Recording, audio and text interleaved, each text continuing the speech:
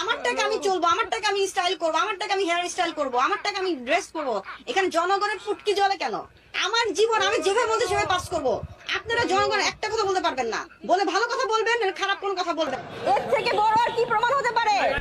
এটা আমরা শ্রীমঙ্গলে ঘুরতে গিয়েছিলাম, রাজ আর আমি মাঝখানে, আর দুই সাইডে হচ্ছে তোমার গার্ডম্যান, যারা মনে করো ঘুরতে গেলে হেল্প করে, সেই গার্ডম্যান আর ড্রাইভার।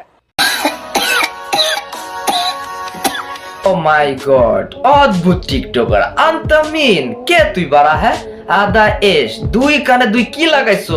ব্রাজিলের পতাকা, মাশাআল্লাহ, ব্রাজিলের ফ্যানদের খাইয়া দিছো তো, তারা তোমাকে পেলে কিন্তু চিপাই নিয়ে খাইয়া দিব, তো সাবধান সতর্ক।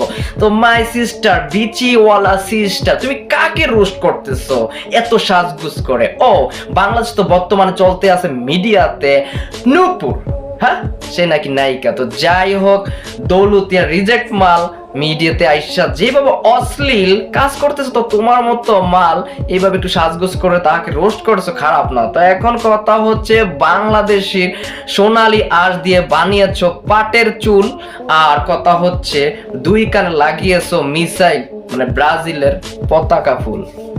সো সেট আমার টাকা আছে, আমার বাপের টাকা আছে, আমার বাপের টাকা দিয়া আমার টাকা দিয়ে আমি স্টাইল করি।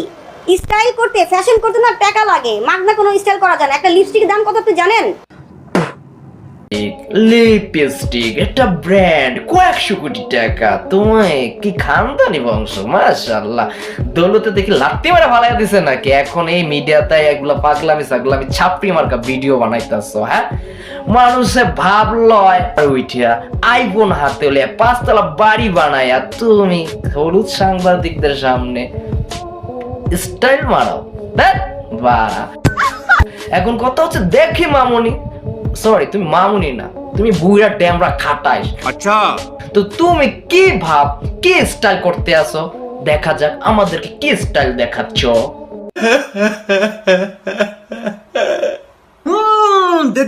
देख तो कैसे सर मारा।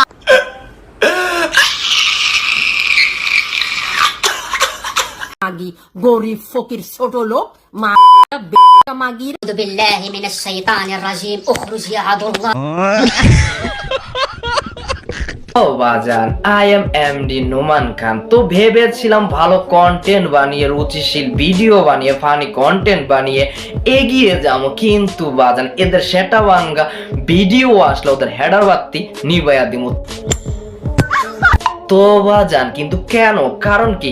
কারণ হচ্ছে একটাই, এত অশ্লীলতার ভিড়ে, এত অশ্লীল অসামাজিক ভিডিওর কারণে যারা নতুন ইউজাররা আছে তারা কিন্তু অনেক হিমশিম খাচ্ছে। কারণ একটাই, এদের সাথে টপকাতে, এদের সাথে পাল্লা দিতে যারা ভালো কন্টেন্ট বানাচ্ছে তারা কিন্তু প্রচুর পরিমাণে কষ্ট করে যাচ্ছে। তো যাই হোক, এদের এই অপকর্মের ভিডিওগুলো, অশ্লীল ভিডিওতে কেন এত পরিমাণ ভিউ হচ্ছে বা এত লাইক পড়তেছে? তো যাই হোক, আমাদের রুচি কোন দিকে যাচ্ছে? তো যাই হোক, এই ভিডিও সাপোর্ট করো ভাই, এই ভিডিওতে লাইক করো, কমেন্ট করো, এদের অশ্লীলতা দূর করো। তো যাই হোক, যদি আমাকে রোস্টার হিসেবে চাও, এদেরকে পোস্টার বানাতে আমার 2 সেকেন্ডের ব্যাপার।